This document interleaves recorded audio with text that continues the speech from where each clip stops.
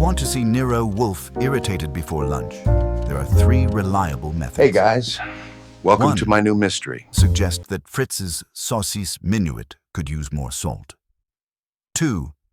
Ask Wolfe to autograph a copy of Fer de Lance and call him a celebrity detective. And 3. Have a stranger interrupt his morning with a package that smells faintly of garlic. This particular Wednesday, it was doorbell number 3. I opened the door and found nobody in sight, only a brown paper parcel resting neat as a cat on the stoop.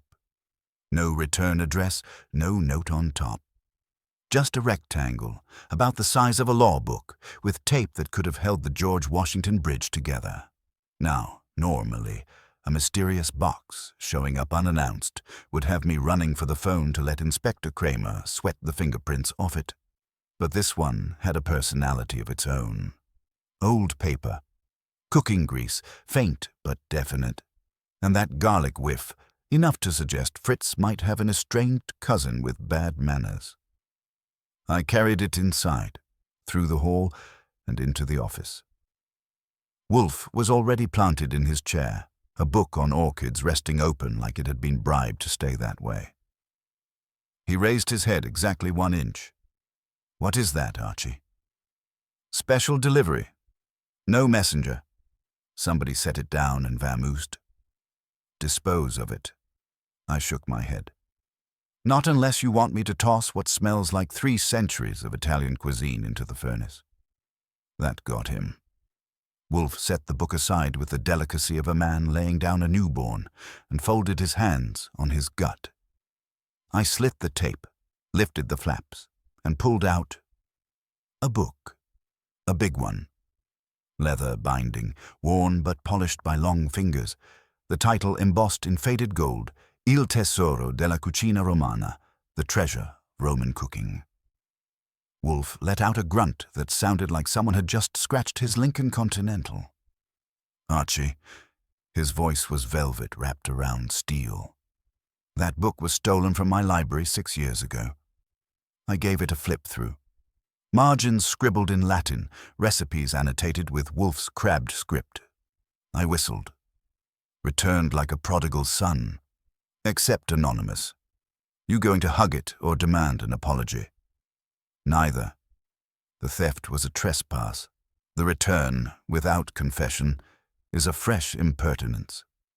He shut his eyes, which meant his brain had gone into high gear while the rest of him pretended to nap. I set the book on his desk, careful not to disturb the neat grid of blotter, pens, and beer glass. "Archie," he said, not opening his eyes, "someone seeks to maneuver me. The question is whether the bait is culinary, sentimental, or criminal. You will discover which." "Fine. Do I start by sniffing every garlic eater in Manhattan, or wait until they ring the bell again?" His eyes opened. They were steady, heavy, and already a step ahead. "You will start," Wolfe said, "by determining who knew of the theft, and who believes the return grants them leverage. I will not have my library turned into a stage for games." That was the beginning. A stolen book come back home, a silent culprit lurking somewhere in the city, and Nero Wolfe as immovable as the chair he sat in. Me? I just had the legwork assignment. The rule of the brownstone is simple. Wolfe doesn't budge, and visitors don't linger. If you violate either, the universe tilts off its axis. That Thursday morning, the axis started grinding. The first disturbance came 10 minutes after breakfast. Fritz was still clattering in the kitchen, humming in German and pretending he didn't notice Wolfe's frown about the mystery book on his desk.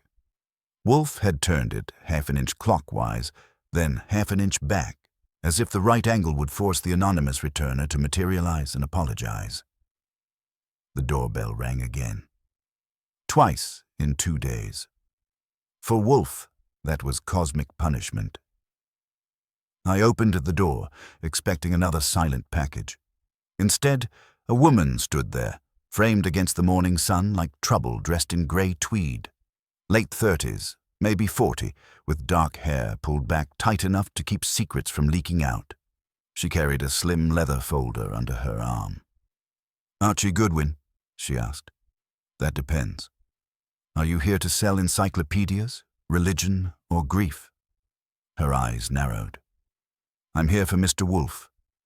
"Then you're 2 doors away from heaven and 3 blocks from hell. Come in." I ushered her into the office. Wolfe, still glued to his chair, didn't rise. He merely inclined his head 1 degree in acknowledgement. "Mr. Wolfe," I said, "this is Dr. Amelia Browning," she supplied crisply. "I lecture on culinary history at Columbia." That got Wolfe's attention. His brows flickered. For him, that was a double somersault. She perched on the edge of the red leather chair, folder across her lap like a shield. "I believe," she said, "that a book has been returned to you." "Il tesoro della cucina romana." Wolfe's voice was low, steady. "Indeed. Who told you?" She tapped the folder. "Because I arranged its return." You could have timed the silence that followed with an egg timer. Wolfe's lips compressed. He didn't move. His eyes stayed on her, weighty enough to make the air dense. Finally he said, "You admit to having stolen it." "No," she said quickly. "I never stole it. I only ensured its return to you. It came through my hands, yes. But it arrived from another source." Wolfe drummed his fingers once on the arm of his chair. That's equivalent to most men hurling a vase across the room. "Explain." Dr. Browning leaned forward, lowering her voice like she thought Fritz might have the kitchen wired. "The book has been circulating in private hands. A collector, someone obsessed with culinary rarities. He asked me to authenticate it. When I saw your marginalia in the recipes, I knew at once whose it was. I sent it back here immediately." "And yet," Wolfe murmured, "you do not identify this collector." Her gaze held. "Because I don't dare. He is dangerous." That was the first visitor. The second came 2 hours later, just when Wolfe had retreated upstairs for his sacred orchid session and I was left to guard the door like Cerberus. This one was male, in a tan overcoat that looked as though it had never been buttoned in its life. Mid-50s, thinning hair, eyes that scanned like an adding machine. He flipped a card at me before I had a chance to open my mouth. "Elias Kincaid, rare book dealer." I gave him the once-over. "You're 2 days late with your parcel." He snorted. "Not my style. I've come to retrieve property. A book, Italian, leather-bound, delivered here in error." "Error," I said. "Buddy, this address has never made a mistake in its life." I showed him in, against my better instincts. Wolfe was back in his chair, orchid session cut short, which told me irritation had already reached the point of combustion. "Kincaid," Wolfe said, without needing an introduction. "You deal in books and thefts." Kincaid spread his hands. "That's slander, Mr. Wolfe. I supply collectors. Discreetly. If Il Tesoro has found its way here, it's because someone wished to taunt me. The book belongs in my inventory."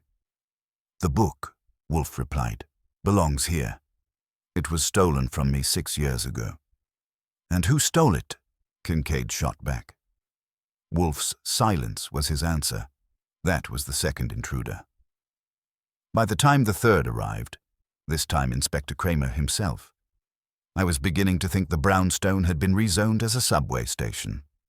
Kramer barged in like always, chewing on his cigar, face red enough to light a stop signal.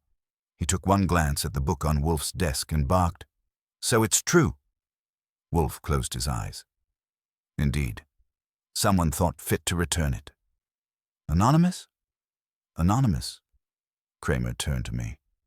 "And you didn't think to tell the police?" "Tell them what?" I asked. "That someone gifted us a cookbook with garlic on the binding. You'd have sent half the squad room to test it for explosives." Kramer jabbed the cigar in Wolfe's direction. "Listen, that book's been tied to a fraud case uptown. A society matron claims she paid 20 grand for it. Cash. It vanished before delivery. Now it lands here. You see the mess?"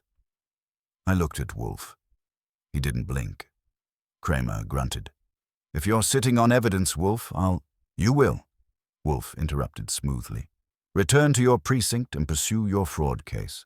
I'm not obliged to surrender my property merely because it wandered through unworthy hands. Kramer scowled, ground the cigar against his teeth, and stormed out without another word. That was the third intruder. By evening, the brownstone air was as disturbed as I've ever felt it. Wolfe sat fuming silently, the book untouched at his elbow while I made notes. 3 visitors, 3 angles. A professor who returned the book out of conscience but refused to name the collector.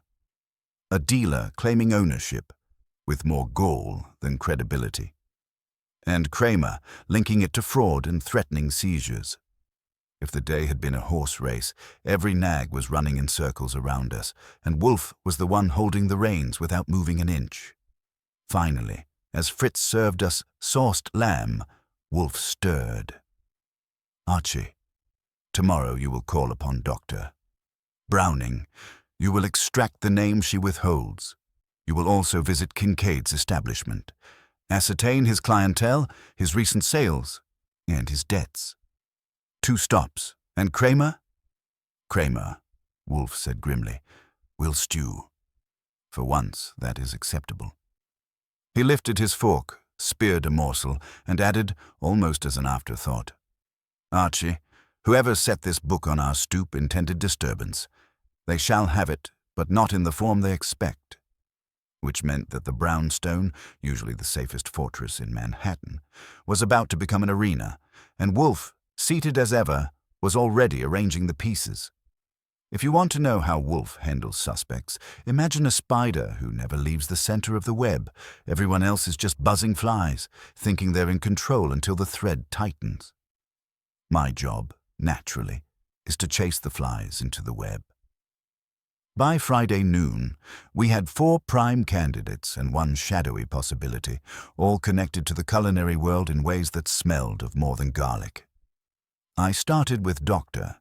Amelia Browning, because Wolfe said so, and because a woman who can hand back stolen property without batting an eye deserves first billing. Her office at Columbia looked like a library had exploded. Stacks of old cookbooks, manuscripts, and grease-stained journals towered in unstable columns, while a typewriter sulked in the corner under a mountain of paper.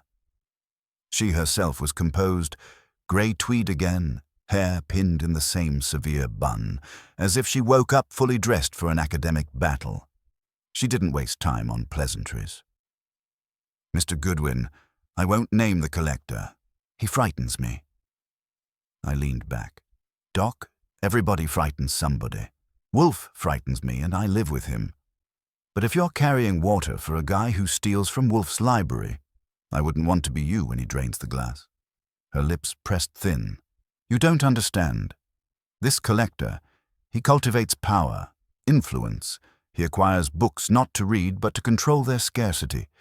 He has patrons in high society, patrons who rely on him to embellish their prestige. Cross him, and careers vanish. Yours included? She hesitated, then nodded. She wasn't lying. Her fingers gripped that folder like it was a life raft. But she was still holding back. If Wolfe wanted her name, it was going to take pressure of the intellectual kind. His kind, not mine. Still, one thing was clear. Browning was more than a messenger.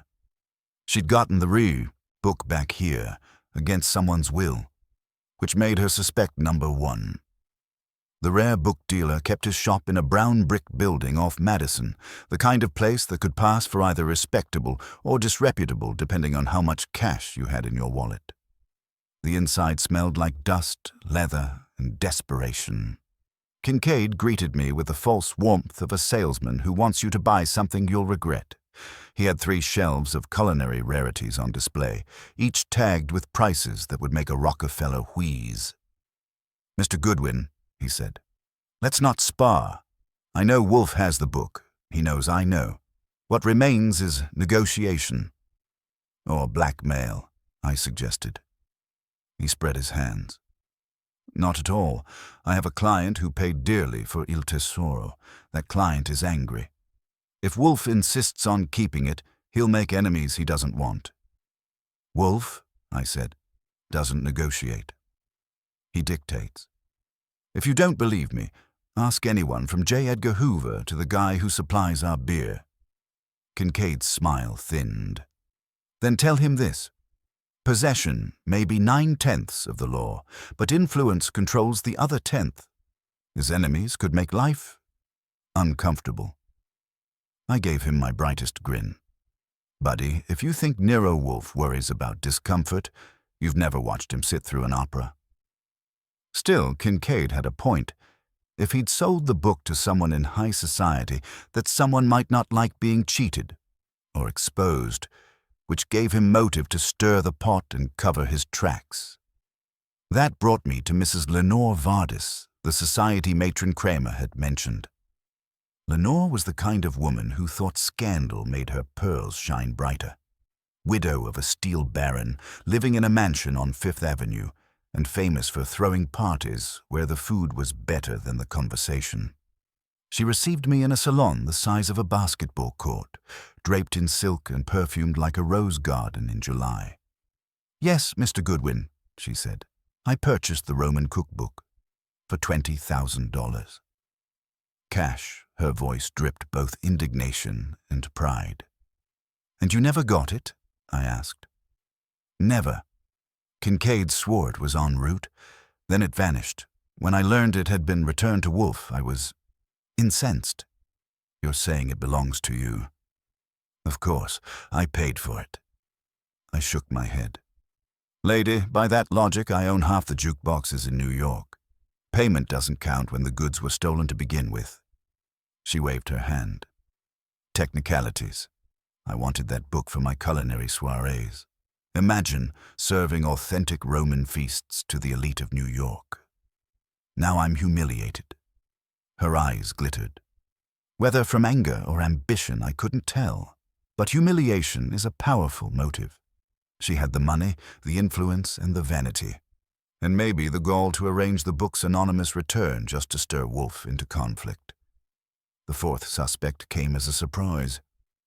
Wolfe didn't ask me to find him. He showed up on his own.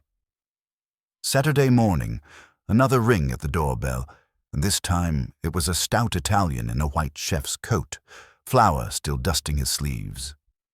I am Marco Bellini, he announced, thick accent intact. You have my book.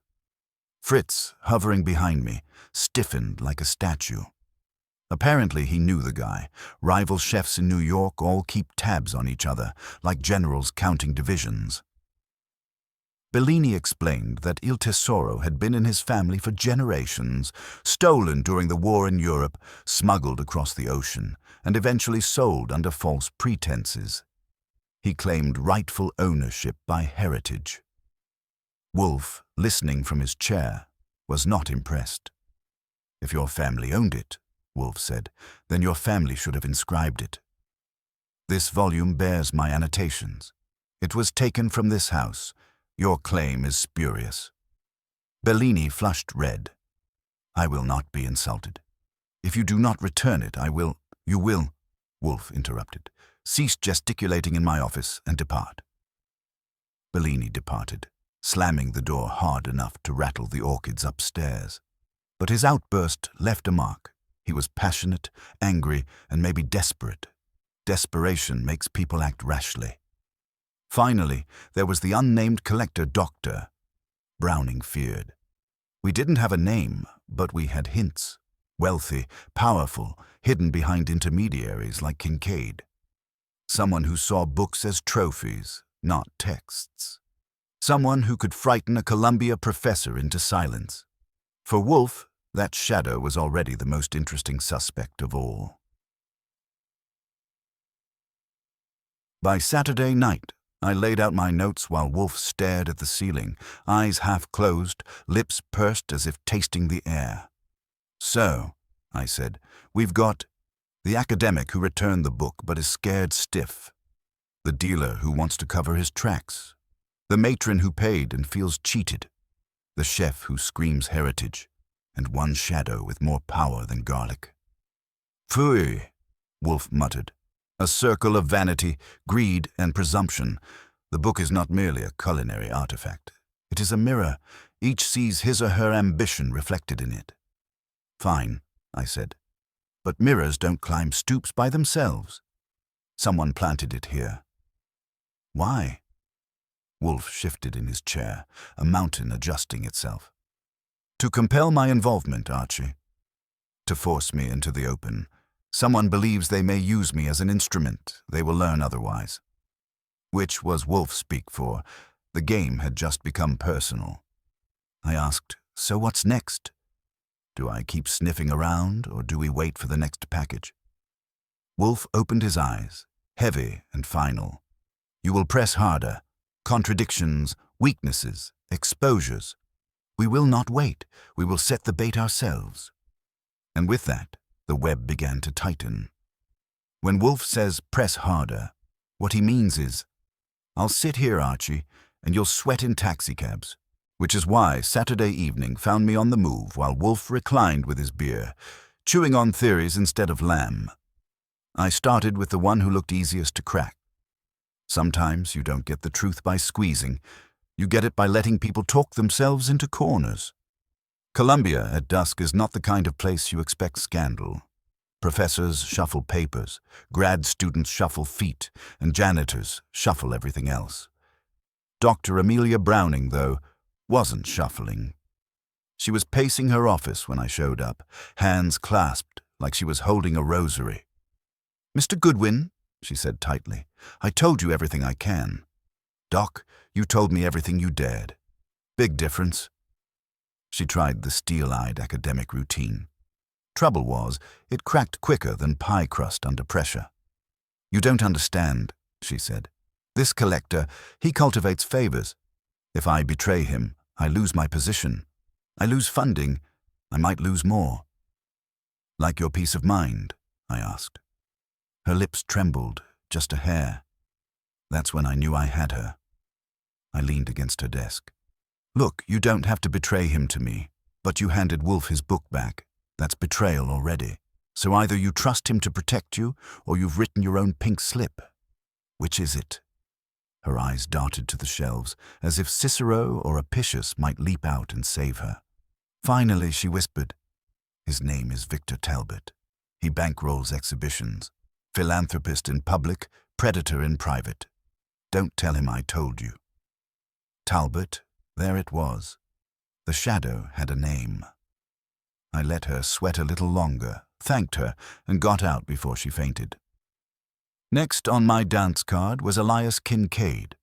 His shop was closed, blinds drawn, but a little persistence and a friendly locksmith got me inside. Call it trespassing, but Wolfe calls it extracting intelligence. The place smelled worse after hours.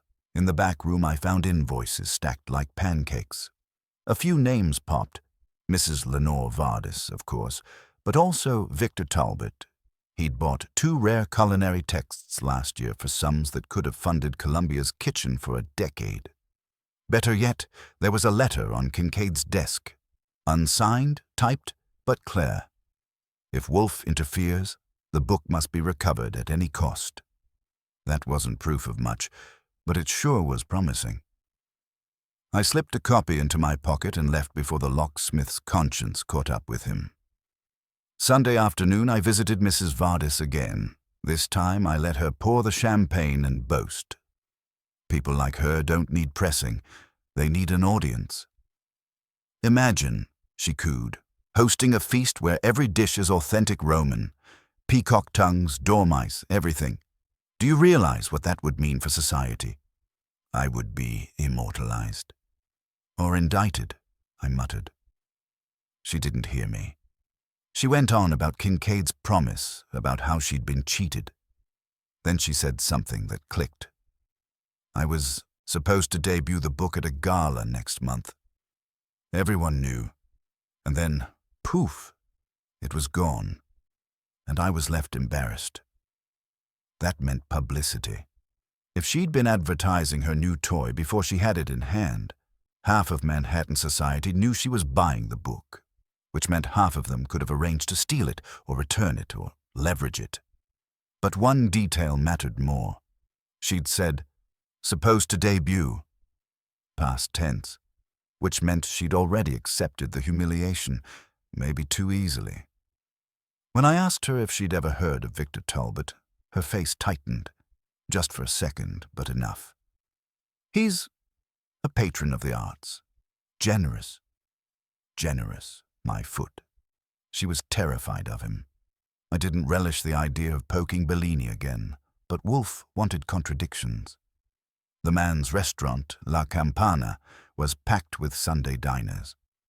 Bellini greeted me with flour on his apron and a scowl that could curdle cream. "You again," he said. "Yeah, me. I'm working on my appetite." We sat in his cramped office behind the kitchen. He slammed a genealogy chart on the desk, names, dates, all conveniently leading to his claim that Il Tesoro once belonged to a Bellini ancestor. Trouble was, the chart looked fresher than his pasta. "Hand-drawn last week?" I asked. "It is family record," he barked. I shrugged. "Funny, the ink still smells." He turned red again, but this time it wasn't anger, it was fear. The man had motive, sure, but not sophistication. He was being used. Someone dangled the story of heritage in front of him and let him charge in like a bull, which made him less a suspect and more a pawn. Now we come to the main event. Victor Talbot lived in a Park Avenue penthouse that looked like the Louvre had swallowed Wall Street. Sculptures, paintings, books encased in glass like relics. He welcomed me with a smile too smooth for his own good. "Mr. Goodwin," he said warmly, "you represent Mr. Wolfe. I admire his mind, if not his manners." "Funny," I said. "He admires neither in you." He chuckled. "You're bold. I like that. Tell Wolfe this. The cookbook is not important. What matters is respect." I wanted to remind him that his possessions are never truly his. We all are custodians. Temporary. "Uh-huh," I said, "and the anonymous package on our doorstep was your way of teaching philosophy." He didn't deny it, just smiled that smug smile. Let Wolfe keep his book, for now. But he should know, if he involves himself further, he'll step into currents deeper than he imagines. That was a threat. Dressed up in velvet, but a threat, and it made the whole picture clearer. Talbot was the spider behind the flies. By Sunday night, I was back in the office, dumping all this on Wolfe while he scowled at his beer. "So," I said, "Browning gave up Talbot. Kincaid's got invoices and anonymous letters. Vardis is scared stiff but still pretending she's queen of Rome. Bellini's waving forged family trees, and Talbot himself basically admitted he returned the book as a message." Wolfe exhaled through his nose, like a steam engine. "Yes, he wished to disturb me. He has succeeded, but he misjudges the consequence." "What's the move?" "We prepare the snare. Talbot believes he commands secrecy and fear. We shall exploit that. Tomorrow, Archie, invite them all here. All but Talbot." "Why not him?" "Because he will come uninvited. He cannot resist." I shook my head. "You know, sometimes I think you plan these things just to ruin my week." He closed his eyes. "Archie, the week is already ruined. Our task is to ruin it for them. If there's one thing you don't do in New York, it's tamper with Wolfe's brownstone. The place is a fortress in all but name. Fritz in the kitchen, orchids upstairs, Wolfe in his chair, and me at the door. Plenty of crooks, cops, and kooks have tried to crack it, but very few succeed." Monday morning proved someone had. It started when Fritz appeared in the office, holding a spice jar, face pale as whipped cream. "Mr. Wolfe," he said, voice trembling. This was moved. Wolfe lifted one eye from the book he was pretending to read. "Moved?" "Yes." "The jar of pimento. It was shifted 2 places to the left on the rack." Now, most people would have laughed. A spice jar? 2 inches? But Wolfe didn't laugh. He sat forward, eyes narrowing. "Archie," he said, "inspect the kitchen." I followed Fritz in. The spice rack was Fritz's kingdom, every jar labeled, aligned, as precise as Wolfe's orchid timetable. And sure enough, the pimento sat between cloves and nutmeg instead of in its rightful spot beside paprika. "Big deal," I said. "Maybe you bumped it while reaching for salt." Fritz shook his head violently. "Never. My kitchen is orderly." I leaned down. The dust ring beneath the jar was faint but visible. Someone had moved it. Deliberately. When I reported back, Wolfe didn't grunt. He didn't puff. He just said very quietly, "Someone has trespassed." I knew better than to joke. If Wolfe treats his kitchen like holy ground, then moving a spice jar was the equivalent of scrawling graffiti on a cathedral.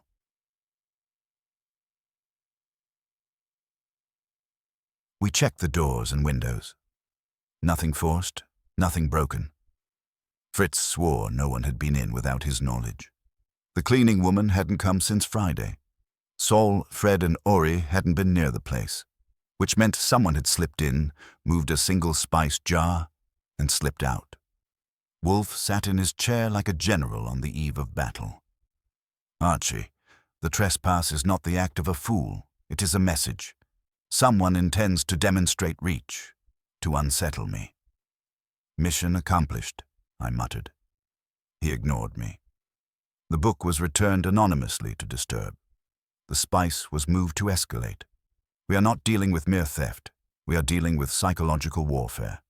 "Great," I said. "All we need now is Talbot mailing us fortune cookies." But he wasn't wrong. Whoever it was, they'd entered without taking anything, without leaving anything. Just nudged the order of things, enough for Fritz to notice and Wolfe to fume. And believe me, Wolfe fuming is worse than Wolfe shouting. As if on cue, the bell rang. I opened it to find Kincaid. His face looked less smug than before. "Goodwin," he said quickly. "I need to speak to Wolfe." Urgently. I let him in. Mostly because I wanted to see Wolfe shred him. He barely sat before he started. "I've had a break-in," he said. "My shop. Nothing taken, but my desk rifled. Notes on recent transactions moved, as if someone wanted me to know they'd been there." Wolfe's brows lifted. "Indeed. And you assume it was connected to the cookbook?" "Of course. Talbot is tightening the screws. He wants us all afraid." "All?" Wolfe repeated softly. Kincaid hesitated.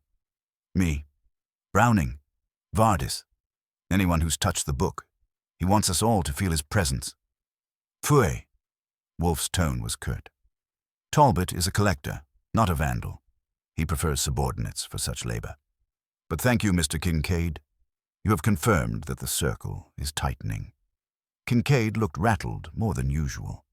He left quickly, as though the office walls themselves unnerved him.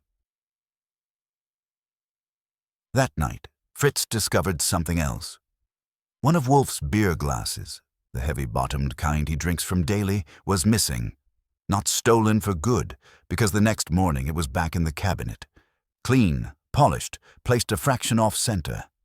When Fritz told Wolfe, he closed his eyes and murmured, "Archie, someone is measuring me. They are taking inventory of my tolerances. Soon they will attempt a greater liberty." I said, "Maybe they're just messing with you, to make you paranoid." His eyes opened. "I'm not paranoid. I'm precise. There is a difference." I let that sit. By Tuesday, Wolfe decided enough was enough. He phoned Saul Panzer. When Wolfe calls Saul, it means the situation has gone from irritation to strategy. Saul came in looking like a man who could blend into wallpaper. He took the news without blinking, then asked his usual simple question, "What do you want me to find?" "Trace their ingress," Wolfe said. "They have entered this house without force. Discover how, and trace their egress. I want certainty. Understood, Saul said, and left.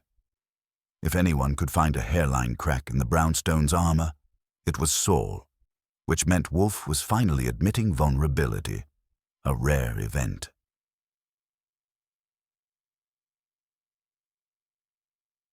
Meanwhile, I couldn't shake the sense that all this subtle tampering, the spice jar, the glass, wasn't just intimidation, it was reconnaissance. Someone wasn't merely proving they could enter, they were studying Wolfe, cataloguing his rhythms, which meant they weren't done. Sure enough, Wednesday morning brought the clincher. When Wolfe settled into his chair for the daily mail ritual, he found a slip of paper tucked under his blotter. No envelope, no signature, just 5 words, neatly typed, "All order must decay." He stared at it for a full minute. Then he crumpled it once, slowly, and set it aside. "Archie," he said, voice flat, "we have crossed from trespass into declaration. Our opponent has stated his philosophy." "Pretty melodramatic," I said. "What's next? Poison in the milk?" "Possibly," he replied without irony. "That's Wolfe for you. He doesn't exaggerate."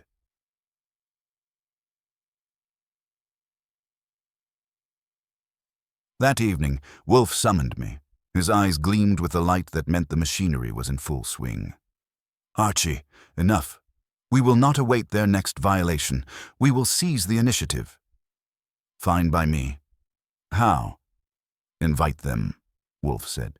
"Kincaid, Browning, Vardis, Bellini, even Kramer, though he will bluster. Arrange it for Friday evening. I will conduct them. And Talbot? Not invited. He will come unbidden. He must. He cannot tolerate exclusion." I grinned. So the spider walks into the web. "Precisely," Wolfe said. "And once he is in, I will close the strands." That night, dinner was silent. Fritz served trout, but Wolfe barely tasted it. He sat with the certainty of a man who's been trespassed upon and intends to exact balance. For Wolfe, it wasn't just about a cookbook anymore. It was about order. His order violated. And if there's one thing Nero Wolfe cannot abide, it's disorder in his domain. Someone had moved a spice jar. Someone had touched his glass. Someone had dared type a challenge and slip it under his blotter. It wasn't theft, it was war. And Wolfe, immovable as ever, was already arranging the counterattack. The brownstone had always been a sanctuary, even with the racket of clients, crooks, and cops parading through its doors. Wolfe's house was inviolate. Now, for the first time, it wasn't. By Thursday morning, Saul Panzer had his report. He showed up looking like a man who had spent the night crouched in alleyways, and probably had. "There's your ingress," he told us, standing in the office with his hat still on. "Basement window on the south side, old lock cleanly worked. Whoever it was, they know how to move without leaving scratches." Wolfe grunted. "And egress?" "Same way. Tracks in the dust. Small, deliberate. I'd say one person. Light-footed. Cautious." I asked, "Male or female?" Saul shrugged. "Could be either. But professional." Wolfe closed his eyes and steepled his fingers. "So, we are observed, measured, catalogued, and now we must anticipate the crescendo." I leaned on the desk. "You don't sound too surprised." "Surprise is for fools," he muttered. That afternoon, while Wolfe was with the orchids, a package arrived. No return address. Brown paper. Twine. I didn't like the feel of it, so I opened it in the hall with Fritz peering nervously over my shoulder. Inside was a book. Not the missing cookbook, but a thin, battered volume of culinary essays. On the flyleaf, in tidy block letters, someone had written, "What you guard can always be reached." I carried it to the office, set it on Wolfe's desk, and waited for the explosion. Instead, he read it carefully, placed it aside, and said, "Archie, call Inspector Kramer." That stopped me cold. Wolfe doesn't call Kramer unless forced at gunpoint or threatened with starvation. Kramer stormed in an hour later, red-faced and chewing his cigar like it had personally offended him. "All right, Wolfe, what's this about? You got me running across town because someone returned your overdue library book." Wolfe didn't flinch. "Someone has entered my home unlawfully. Twice. They taunt me with their ability. I cannot condone it." "Then call the local precinct, not homicide. This is no trifling burglary. It is connected to the volume you forced me to examine last week. The circle is tightening, Inspector. You would do well to acknowledge it." Kramer growled something unprintable. "You're telling me Talbot or one of his stooges is sneaking around here playing hide-and-seek. For what? Recipes?" "Not recipes," Wolfe said. "Leverage, identity, power. You may dismiss the motive, but the method is precise. We are being studied." I added, "And if Wolfe's right, Inspector, the study ends in something worse than rearranged spices." Kramer glared, but I saw the flicker in his eyes. He didn't like the sound of it either. He left without promising action, but I'd bet his men would start sniffing around.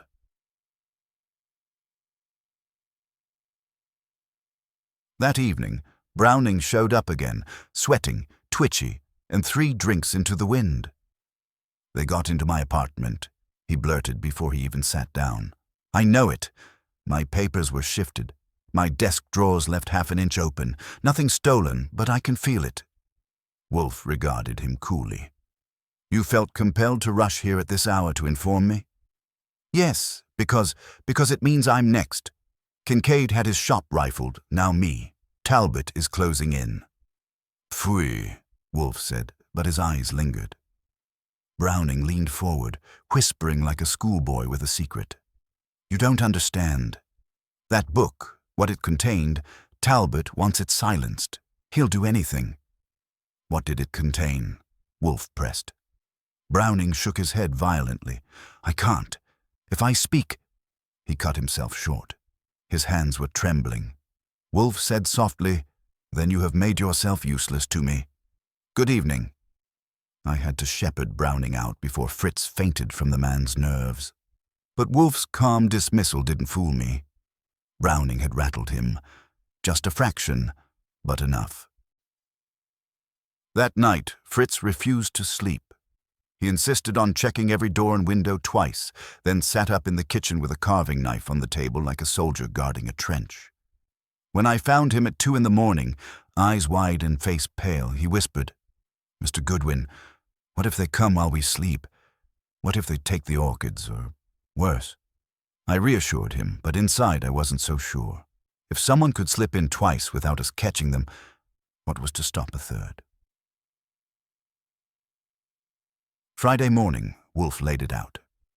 "Archie, tonight we host our guests. I've invited them under pretext of clarifying the provenance of the manuscript. They will come. You will ensure Kincaid, Browning, Vardis, and Bellini are all here by 8. Inspector Kramer may arrive unbidden, but he will be tolerated." "And Talbot?" I asked. "Talbot will come. He cannot resist the temptation to intrude when excluded. That is his flaw. And when he does, I shall resolve the matter." I tried to pin him down, but Wolfe shut like a clam. When he gets that look, it means he has a plan he's not sharing even with me.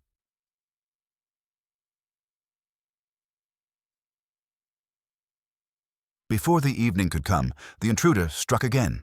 At 4 o'clock, Saul phoned from outside. "Archie, someone's watching the house.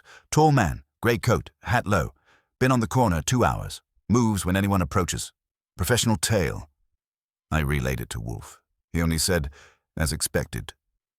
The jaws close. By 5, the watcher was gone. But in his place, a note was slid under the front door. No one saw who delivered it. The note read, "You assemble the pieces. I choose the time." Fritz was near collapse. I was getting there myself. Wolfe, however, merely rang for beer. By 7:30, the brownstone felt like a pressure cooker. Fritz hovered in the kitchen, trying to pretend he wasn't terrified. Saul lingered outside, watching for movement. Fred and Ori had been placed nearby as extra eyes. Inside, Wolfe sat calm as ever, orchid schedule finished, glass of beer in hand, like a man about to receive polite company rather than potential saboteurs.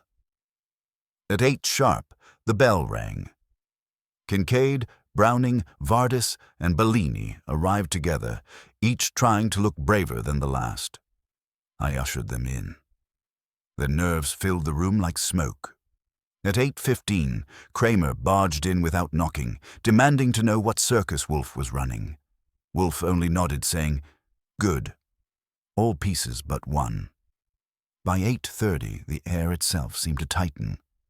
Then came the final ring. I opened the door to find a tall man, pale, eyes sharp as glass, carrying no invitation, but wearing the expression of someone who never needed one. "Mr. Talbot," I said. He inclined his head. "Goodwin. My apologies for the delay. Shall we?" And just like that, the spider stepped into the web. The brownstone was no longer a sanctuary. It was an arena. Wolfe had gathered them all, and the pressure that had built over days of trespass, taunts, and silent threats was about to break. And for once, even I wasn't sure if Wolfe had the upper hand. The brownstone had never felt so crowded. 6 guests, and Wolfe made 7, and Fritz hovered in the kitchen like a terrified butler who expected assassins to leap from the sideboard. Talbot, tall and trim in his grey coat, stood in the center of the room as though he owned it. His eyes, cold, analytical, slid over each of us in turn before finally landing on Wolfe. "Mr. Wolfe," he said smoothly, "I had heard you wished to discuss my manuscript." Wolfe lifted a hand. "You may sit, Mr. Talbot. You will not be long inconvenienced." The chair creaked as Talbot lowered himself, still upright, still watchful. I stayed standing, near enough to the desk drawer that held my revolver. From the look on Kramer's face, he was already regretting coming without a platoon of uniforms. Kincaid tried for bravado. "This is absurd, Wolfe. We're not children to be gathered and scolded." "Children?" Bellini hissed. "Tell that to the men who broke into my apartment." "Yours?" Browning snapped. "Mine too, and it was no common thief." "Gentlemen," Wolfe cut in, voice flat and heavy as a tombstone, "you exhaust me. Sit, listen." They shut up. For the first time, the room went still. Wolfe folded his hands across his stomach. "Mr. Talbot, your methods have become intolerable. My home has been invaded thrice. My client," he glanced toward Browning, "is driven to paranoia. My patience is dissolved." Talbot's lips curled faintly. "You speak as though you were the victim. I assure you I had no interest in your domestic tranquility. My concern lies only with the preservation of my work." Kramer barked. "Your work? You mean that coded cookbook that's had half the city sneaking into each other's apartments?" Talbot inclined his head. "If amateurs misuse it, that is their affair. I am not responsible for incompetence." Wolfe's eyes opened wider, a dangerous sign. "Sir, your manuscript was not a cookbook, but a cipher. Recipes employed as carriers of names, sums, perhaps transactions. Am I correct?" The collectors stirred uneasily. Talbot gave a thin smile. "You are perceptive, Wolfe. I'll grant you that. But perception without context is dangerous. Yes, the book contained coded records. No, it does not concern you." "Pfui, it concerns me deeply. Because through your reckless stratagem, you have endangered my house, my staff, and my person. That I cannot abide." "Reckless?" Talbot's voice hardened. "You insult me. The system is elegant, unbreakable except to those who hold the key. It has served men of importance for years." Kramer shot forward. "What men?" Talbot's eyes flicked toward him. "Not your concern, Inspector, unless you wish to invite embarrassment for your superiors. That set Kramer growling like a cornered dog. Seeing the room edge toward violence, I piped up. If this is a dinner party, Fritz must have missed the memo. He's got roast duck sweating in the kitchen while we sit here trading recipes. It got a thin laugh out of Browning, more like a hiccup. Even Wolfe's mouth twitched, though it may have been indigestion. But it worked. The temperature dipped 1/2 degree. Wolfe leaned forward. "Mr. Talbot, you boast of elegance. Yet what has this elegance wrought? 4 men trembling in their boots." He gestured toward the collectors, who shifted guiltily.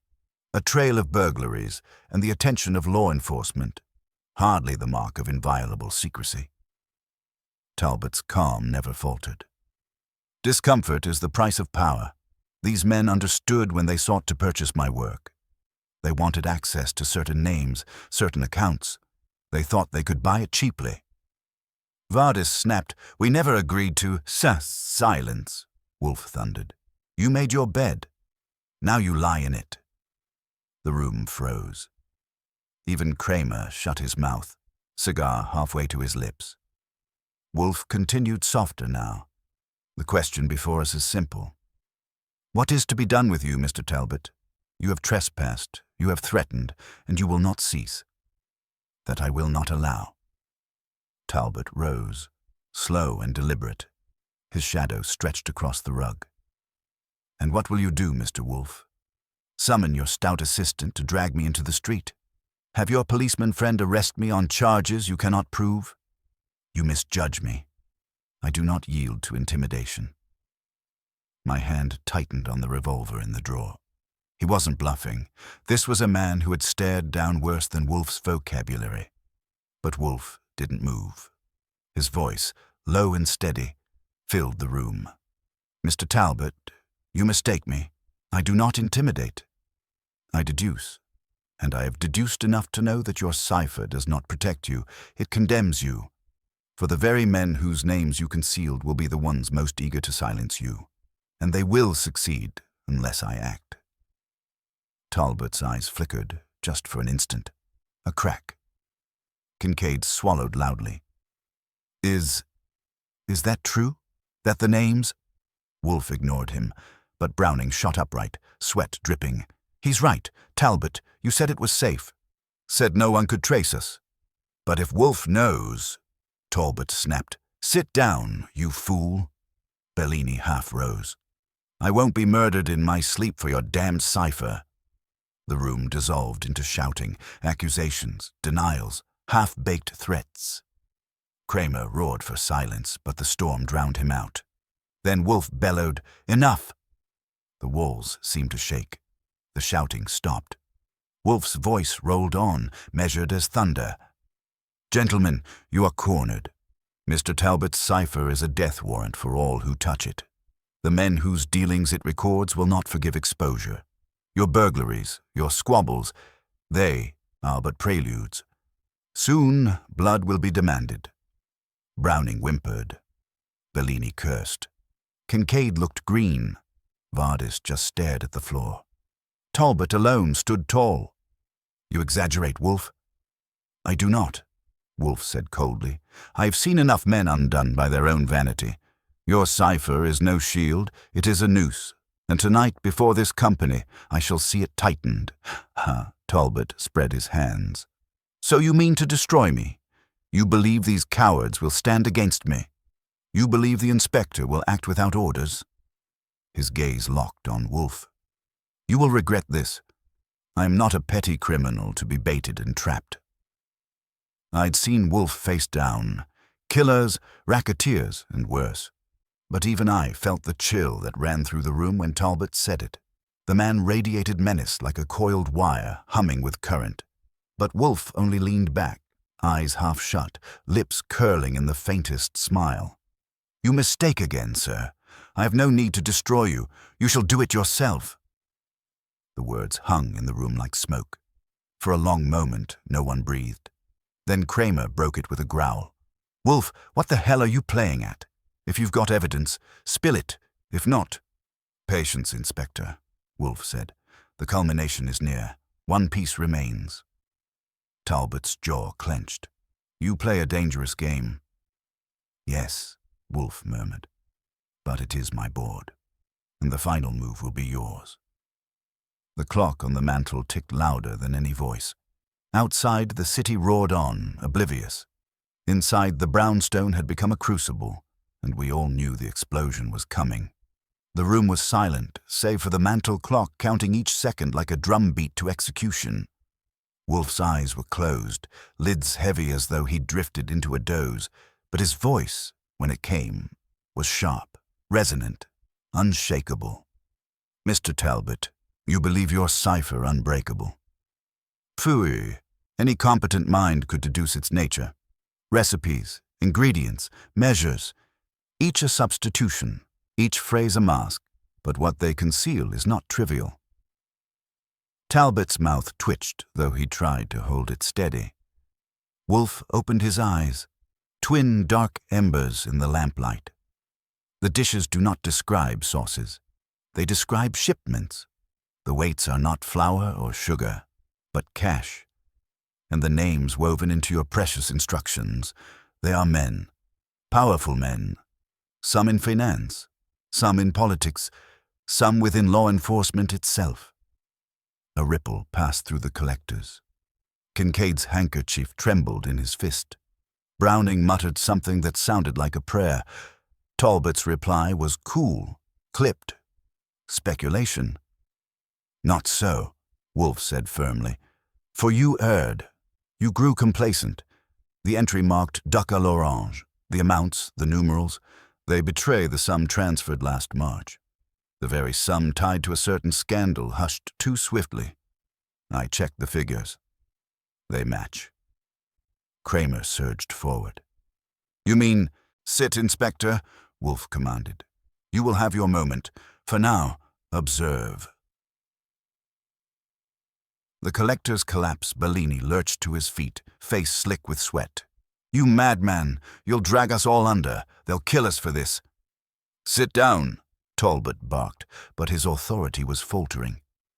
Browning's voice cracked. He's right. It's all true, isn't it? You promised we'd be safe, that the code was perfect. Vardis muttered, almost to himself. We're finished. Finished. Talbot turned on them, fury breaking through his composure. Cowards, you profited from this as much as I. Without me, you'd still be clawing for scraps. Wolfe interjected, voice like a gavel. You see, gentlemen, already the alliance crumbles. Soon your enemies will come for you, each by each, unless, all eyes snapped to him, unless you yield the cipher into my keeping, entire, unaltered, and with the key.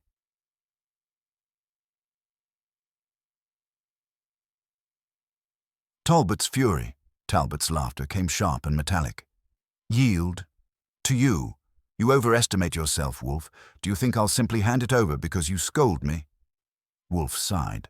I scold no one. I state inevitabilities. You will yield because the alternative is annihilation. Not by me. By those whose names you dared to record. Even now they must suspect you have lost control. They will not wait. Talbot's eyes glittered. And what then? You imagine you can protect it? You, a sedentary gourmand who never leaves his house? I do not imagine, Wolfe said quietly. I calculate, with the cipher in my hands, and with the law, he gestured toward Kramer. Alerted, the balance shifts. Those men will not risk exposure. They will buy silence. They will bargain, and you will be rendered impotent. Talbot's composure snapped. He surged forward a step, eyes blazing. Never! I built it. I control it. Without me, it is meaningless. I slid my hand into the drawer and gripped the revolver. He was close enough now that one wrong twitch could end in blood. The revolver. Drawn Wolfe raised a finger. Archie. That was all I needed. The revolver came up smooth and steady, sights lined dead center on Talbot's chest. Sit down, Mr. Talbot, I said. The chair hasn't moved since you last used it. For the first time, Talbot hesitated. He looked from me to Wolfe, then to Kramer, whose hand hovered near his pocket but hadn't drawn yet. You dare, dare, Wolfe rumbled. Sir, you have mistaken your role. You are not the master here. You are the specimen, and you will be preserved, one way or another.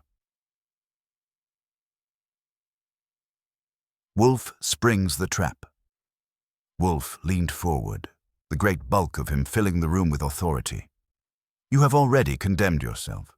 In your vanity, you admitted the truth before us all. You claimed the system as your own, boasted of its reach, confessed to its use by powerful men. Inspector, Kramer, you heard him. 4 witnesses corroborate. Kramer's face split into a grin, the first in hours. By God, Wolfe, you're right. That's enough to drag him in and hold him. Talbot snarled. You wouldn't dare. Kramer stepped forward. Wouldn't I? You just talked yourself into a cell, Talbot. You're finished. The final gambit. But Talbot wasn't finished. His hand darted into his coat, faster than I expected. Hold it, I barked, revolver cocking. He froze, hand half withdrawn. A glint of metal showed. Kramer swore. The collectors shrank back in terror. Slowly, I ordered. Pull it out, 2 fingers, and if it's anything shinier than a wallet, I ventilate you. For a heartbeat, I thought he'd go for it anyway. But then, reluctantly, he drew it free, 2 fingers holding a small revolver by the barrel. I stepped forward, snatched it, and tossed it to Kramer. Talbot stood rigid, fury boiling beneath his skin. Wolfe spoke, calm as ever. You see, Inspector? Vanity again. He could not resist the drama of a gesture, even armed with nothing but words. It betrays him as surely as the cipher. The end of Talbot Kramer slipped the cuffs onto Talbot's wrists. You're coming with me, pal. You've dug yourself deep enough. Talbot turned his gaze back to Wolfe, hatred burning. You think this ends me? You're a fool, Wolfe. They'll never let you live with that cipher. They'll come for you. Wolfe only closed his eyes. Perhaps, but you will not be here to see it. Fritz appeared in the doorway at last, pale as flour. Monsieur Wolfe. Shall I serve? Wolfe opened his eyes and gave the faintest smile. Yes, Fritz, the roast duck, at last. Aftermath. As Kramer marched Talbot out, the collectors sagged in their chairs, drained and broken. Bellini muttered, We're finished anyway. Once they know. Pfui, Wolfe interrupted. You are gnats. They will swat only the hand that held the net, which by Mr. Talbot's boasting is now safely restrained. Kincaid groaned. Browning wiped his brow. Vardis only shook his head. Wolfe turned his gaze on them. Leave my house. At once. And pray your names are not among those recorded. Archie will see you to the door. They stumbled out like drunks leaving a wake. When the door finally shut, silence fell again. Wolfe exhaled deeply and reached for his beer. Archie. Yes, sir? See that Inspector Kramer delivers me a full transcript of Talbot's statements, and tomorrow remind me to instruct Mr. Browning on the proper disposition of that manuscript, preferably somewhere with fire. I grinned, slipping the revolver back in its drawer. I'll remind you, though somehow I don't think Browning's going to argue. Wolfe took a long sip. His shoulders relaxed for the first time that night. Good, he murmured. Now, bring the duck. The ordeal is ended. And in that brownstone, where danger had pressed against the very walls, dinner was finally served. The front door shut with the soft finality of a coffin lid. The last of the collectors had fled, each of them too rattled to say more than a muttered word on the way out. Their footsteps faded down the stoop into the night, leaving the brownstone empty again. Empty except for Wolfe, myself, and the faint smell of roast duck wafting from the kitchen. For a long moment, no one spoke. Kramer stood near the door, cuffs still jingling faintly in his pocket. He was looking at Wolfe with a mixture of triumph and irritation, which, for Kramer, counted as affection. "Well, you did it, Wolfe," he finally muttered. "Damn me, but you pulled it off. Talbot's on his way downtown right now, and I've got 4 reliable witnesses, plus my own ears to nail him." He scowled. "Not that I liked letting him run his mouth that long under your roof." Wolfe closed his eyes, as though Kramer were a buzzing fly in summer. He lifted his glass of beer and drank slowly, savoring the first sip after a battle. "He incriminated himself beyond dispute," Wolfe said, setting the glass down with a small thud. "You should be grateful, Inspector. Few malefactors have been so obliging." Kramer grunted. "Yeah. Too obliging, maybe. A guy like that, he doesn't spill unless he thinks he's still got a card to play." "Not anymore," I said. I was still standing near my desk, revolver drawer half open, just in case. "You saw his face when the cuffs clicked. That wasn't a man holding a card. That was a man watching the last trick go to the other side." But even as I said it, the silence that followed reminded me Wolfe hadn't dismissed the danger. "The cipher remains." Wolfe finally opened his eyes. "The cipher is the peril," he said. "Not Mr. Talbot. He is flesh, and flesh is easily confined. The cipher is thought preserved in ink. That, Inspector, is far harder to restrain." Kramer's shoulders slumped a little. "You mean the book?" "The book," Wolfe confirmed. "The so-called Cookbook. Its pages are soaked in poison. Unless it is destroyed, someone else may wield it." Kramer tugged at his mustache, frowning. "You expect me to torch evidence? That's not how it works. The DA will want it. The feds might want it. And if the names inside are as big as you say, then, Wolfe interrupted smoothly, you will hand a loaded cannon to men who may themselves be standing in its sights. Do you imagine they will not seek to conceal, to suppress, to erase? I assure you, Inspector, they will. And in the process, the truth will be lost." Kramer glared at him. "What do you want from me, Wolfe?" "I can't just wave my hand and erase it. Evidence goes into custody. That's the law." Wolfe inclined his head slightly. "The law, yes. But men are more fragile. You have heard Talbot's warning. His masters, if one may call them such, will not be idle. Already they must be stirring." A faint chill went down my back. Wolfe wasn't one for melodrama. If he said men would stir, they'd be stirring. Archie's unease. I cleared my throat. "So let's say the law takes the cookbook, locks it up, stamps it as Exhibit A. What's to stop some sharp clerk, or some not-so-sharp one, from vanishing it into the wrong hands? What's to stop one of the names in that code from accidentally making it disappear before trial?" Wolfe didn't answer. He didn't have to. The answer hung heavy in the air. "Nothing." Kramer scowled. "You two always think the worst of the system. Damn it, we've got procedures. Chain of custody. Judges. Oversight. Pfui," Wolfe muttered, his favorite dismissal. "Procedures are paper. Men are flesh, and flesh, as I've said, is easily corrupted."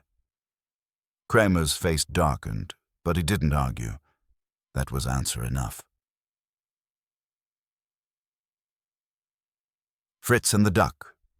At last, Fritz reappeared, silver tray in hand, his composure returning now that the guns and handcuffs had departed. He placed the roast duck on the side table with a bow. "Dinner is ready, Mr. Wolfe." Wolfe inclined his head. "Thank you, Fritz." "Archie, carve." I sighed. "You've got a genius sitting 10 feet away, Inspector, and all he wants me for is poultry duty." Still, I did it. The carving knife slid cleanly through crisped skin, steam rising with the smell of oranges and herbs. Strange how, after watching Talbot nearly pull iron on us, my hands felt steadier carving duck than holding a revolver. Wolfe waited until Fritz poured wine and withdrew before speaking again. "Inspector," he said, "you will do as you must with Talbot." But I entreat you, do not underestimate the peril of that book. Its pages could summon assassins more swiftly than subpoenas. Guard it with your life, or burn it, if you have the wit." Kramer muttered something impolite, but his tone was weary rather than hostile. Kramer departs. When he finally rose to leave, Kramer paused at the door. "You know, Wolfe," he said almost grudgingly, "you saved my hide tonight. Without that little show of yours, I'd have had nothing but suspicion and a few hysterical witnesses. You handed me Talbot tied in a bow. For that," he hesitated, "well, don't expect me to thank you out loud." Wolfe merely grunted, which in his language counted as acknowledgement. Kramer gave me a look that said, "Watch your step, this isn't over," then stomped out into the night. The brownstone grew quiet again, the silence deeper for all it had just endured.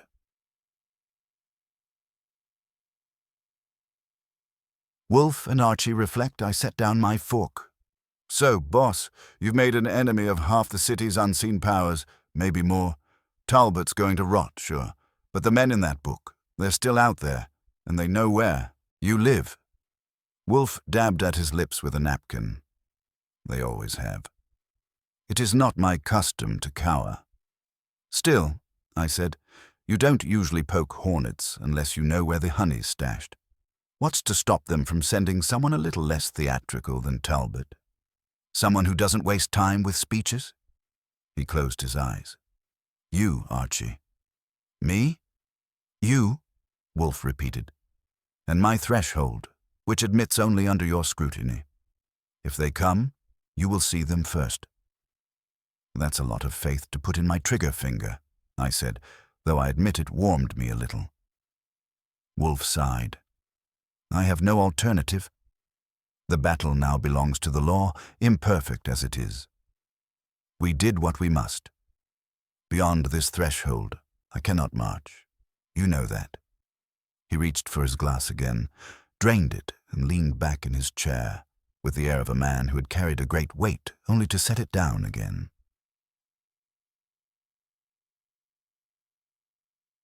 The uneasy silence. The house settled into quiet. Outside, the city went on, taxis rolling past, a siren wailing faint in the distance, life resuming its indifferent pace. But inside the brownstone, the silence was the silence of survivors. I looked at Wolfe, comfortable again in his chair, eyes half closed, a plate of duck before him. To anyone else, he'd look like a man who'd merely finished a long day of overeating, but I knew better. Behind those heavy lids, that brain of his was still turning, measuring, weighing. Somewhere in that vast machinery, he was already considering the men whose names were hidden in the cipher, and how many would sleep less soundly tonight. I thought of Talbot's last words, his promise that they'd come for Wolfe. And I wondered if we had really seen the end of it, or just the beginning. "Boss," I said quietly, "you think we're safe?" Wolfe's eyes opened, dark and unreadable. "No, Archie. But then, safety is a myth. Eat your duck." So I did. And in that house of schemes and secrets, the two of us dined together under the shadow of a threat that hadn't vanished, only grown quiet. For now. The brownstone never slept long. A house like this, with its orchids above and its kitchen below, breathed in its own rhythms, day after day. By morning, the night's upheaval already felt like a half-remembered play. The voices raised, the cuffs snapping shut, the air sharp with fear and gun oil. Yet reminders lingered. Inspector Kramer's cigar ash still stained the carpet near Wolfe's desk, a small grey scar Fritz would grumble over when he saw it. The chairs the collectors had used bore faint impressions, like echoes of vanished bodies. The roast duck was eaten, but its scent clung faintly in the air, as though memory itself resisted being chased off by soap and polish. And on Wolfe's desk, as if daring the world to touch it, lay the book. The cookbook. Its cover was still modest, unassuming. One could have believed it was simply a well-used manual of recipes, borrowed from some faded grandmother's shelf. But Wolfe had laid it there like a priest placing a relic, and I swear the thing gave off its own quiet gravity, a reminder of the names and codes that slept between its pages. The morning after Wolfe had not left his chair. Through the night he had remained there, eyes closed, hands folded, his lips moving now and then in muttered phrases too faint for me to catch. He hadn't gone up to the orchids. He hadn't moved to the dining room, just sat there, like an oak too stubborn to topple. By dawn, I gave up on sleep. I went to the kitchen, brewed the strongest coffee Fritz would let me near, and settled into my desk chair. "You know, boss," I said around 7, "some men celebrate after a fight. Some men sleep. Only you could manage to brood harder than either." He opened his eyes a slit. "You are irreverent." "I aim to please," I said. "But what's the plan? That book doesn't walk itself downtown."